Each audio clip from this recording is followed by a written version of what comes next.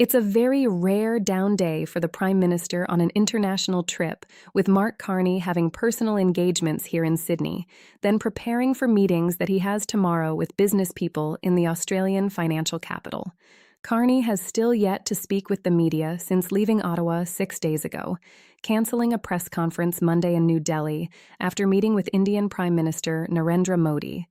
Prime Minister Mark Carney just made a calculated move that signals Canada is finished playing second fiddle to Washington over the weekend. The U.S. and Israel launched strikes against Iran without consulting Canada, and they didn't even bother to give us a heads-up call. Carney wasn't asked to participate in the mission. He wasn't informed in advance, and the silence from our allies was deafening.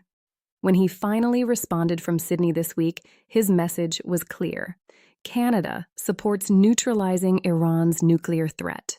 But we're taking that position with regret because the world's rules don't work anymore when superpowers ignore their partners.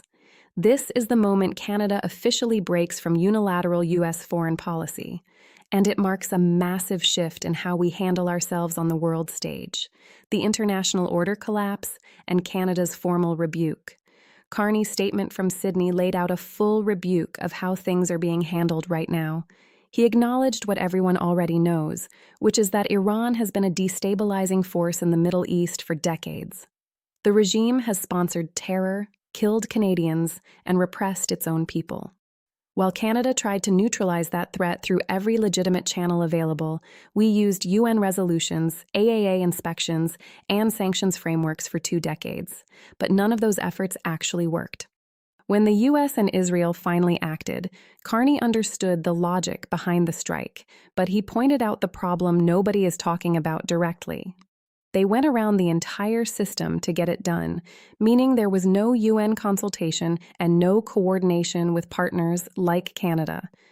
Carney called this out in a way that really matters for our sovereignty. He said the current conflict is just another example of the failure of the international order, and he wasn't being soft about it. Despite all the IAEA work and the sanctions piling up, Iran's nuclear program survived, which led the U.S. and Israel to conclude the system is broken. This is where Carney splits from Washington, because he didn't just shrug his shoulders and move on. He is explicitly telling the U.S. and Israel that even when you are right about a threat, international law still applies to your actions.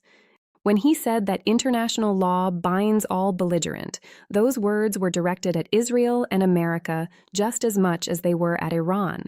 Civilians have to be protected, and the rules about infrastructure matter even in the middle of a war. The message here is brutal. The U.S. cannot just act alone anymore and expect us to follow blindly, even when we agree the threat is real.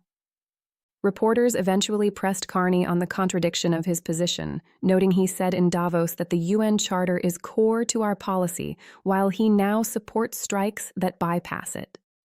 He had a ready answer for them, saying we are taking the world as it is, instead of waiting for a world we wish to see. That isn't a sign of weakness. It's pure pragmatism from a leader who realizes the old ways are failing.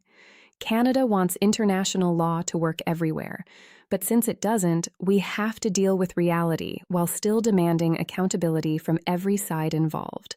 Carney is now calling for rapid de-escalation, and his defense minister, David McGuinty, is backing him up on that. Canada supports the incursion because the threat was real, but we are immediately calling for ceasefire talks and diplomatic solutions before this thing spirals out of control. The timing of all this matters too, especially since Carney wasn't even in Ottawa when the strikes happened.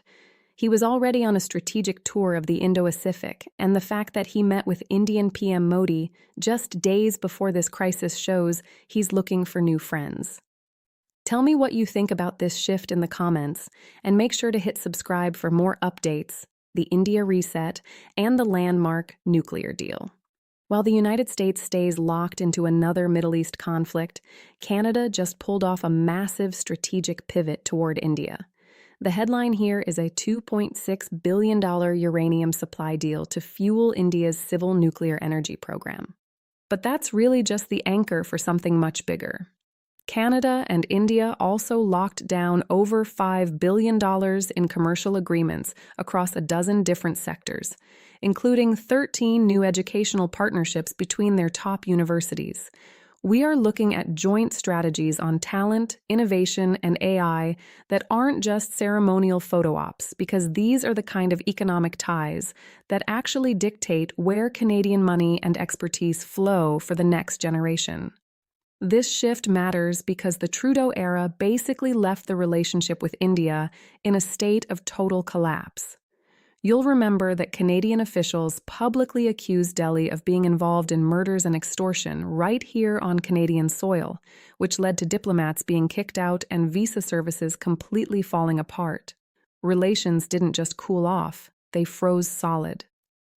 Carney is taking a different path that he calls vigilance and engagement, which means he wants to tighten the borders and empower law enforcement to protect Canadians from foreign interference while simultaneously rebuilding the bridge.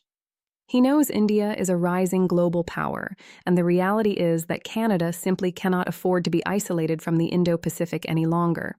The uranium deal serves as the loudest signal possible that Canada is finally getting serious about this partnership. India is currently expanding its civil nuclear program as part of a decade-long commitment to growth. And by signing on, Canada is saying they are ready to be a permanent part of India's energy future. You don't make that kind of move with a country you don't trust. And it's worth noting that Carney met with Prime Minister Modi just 2 days before he started taking questions in Sydney. He described those talks as frank, which is really just fancy diplomat speak for being honest and direct about the hard issues that usually get swept under the rug. Something clearly shifted during those meetings, and now both sides are ready to announce this total reset. The subtext of this whole move is pretty easy to read if you're paying attention. While the U.S. is busy destabilizing the Middle East, Canada is working to stabilize its ties with the most important rising power in Asia. India gets a boost to its international legitimacy, and Canada walks away with a strategic partner in the specific region that is going to matter most for the next 20 years. This is the setup for everything that comes next: the Middle Power Alliance and the Trump warning. Right now, Carney is on the ground in Sydney, meeting with Australian Prime Minister Anthony Albanese to talk about defence security and the future of critical minerals. On the surface, these look like your standard bilateral partnership meetings, but the timing and the specific pattern of these visits tell a much more interesting story. Carney is very clearly positioning Canada as a leader of the middle powers, which means he isn't trying to be a superpower, but he isn't content being a minor player either. He wants Canada to be seen as a stable, democratic, middle-sized economy that can build its own coalitions with other countries that fall into that same category. Think about the group he's assembling. India, Australia, and Canada are 3 major democracies that aren't trying to conquer the world, but they also aren't willing to sit back and watch the superpowers break everything. This looks like a great divorce from the old way of doing things where the U.S. makes all the decisions and everyone else just follows along. Canada is essentially saying they are stepping out of that orbit to build their own alternatives. They want a coalition of like-minded countries that can manage global crises the way they think they should be handled with actual consultation and a real focus on international law and civilian lives. Even Donald Trump seems to see the massive problem heading his way. His own intelligence teams are already warning him about the chaos that follows if the Iranian regime actually collapses under the weight of these strikes. According to reports from Bloomberg, the real fear inside the Trump administration isn't about winning the actual war, but rather the terrifying power vacuum that comes afterward. Nobody knows who fills that space or what kind of radical group replaces the current government, and there is a very real chance that the instability spirals out of control and pulls in Russia or China. This is exactly where Carr's counter move starts to look brilliant. While the U.S. is obsessed with the immediate military objective, Canada is already looking down the road at how to keep the region from falling apart.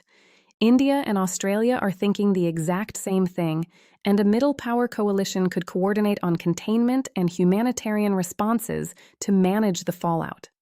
This isn't about undermining the U.S. or being difficult. It's about being ready to clean up the mess that usually happens when Washington decides to act alone without a plan for the next day. There is also another angle to this that almost nobody is talking about yet, and that's the 2026 World Cup. Canada is hosting that massive event. But if U.S. security resources are stretched thin because of chaos in the Middle East, then allies like Canada have to become much more self-sufficient. Building a strong security partnership with India and Australia makes a lot of sense for regional safety, even over here in the Western Hemisphere. Carney's language was incredibly sharp when he said Canada would pursue this approach with like-minded countries, which was a deliberate choice to leave Washington out of the sentence. The irony of this whole situation is almost poetic when you think about it. Carney actually supports the strikes against Iran in principle because he understands the threat and why the U.S. and Israel felt they had to move. But even while he supports the action, he's already building a team to contain the damage and manage the aftermath. He wants to make sure that nobody ever runs this same playbook again without real accountability and a seat at the table for the countries that have to deal with the consequences. This is pragmatic diplomacy at its best. Support the necessary action. Demand accountability from everyone involved, and build your own path so you're never left waiting for permission again. What's next? Mark Carney just drew a line in the sand by making it clear that Canada plans to engage with the world on its own terms rather than just following Washington's lead. This middle power strategy serves as a direct warning to the United States that allies expect to be consulted instead of being left out of the loop.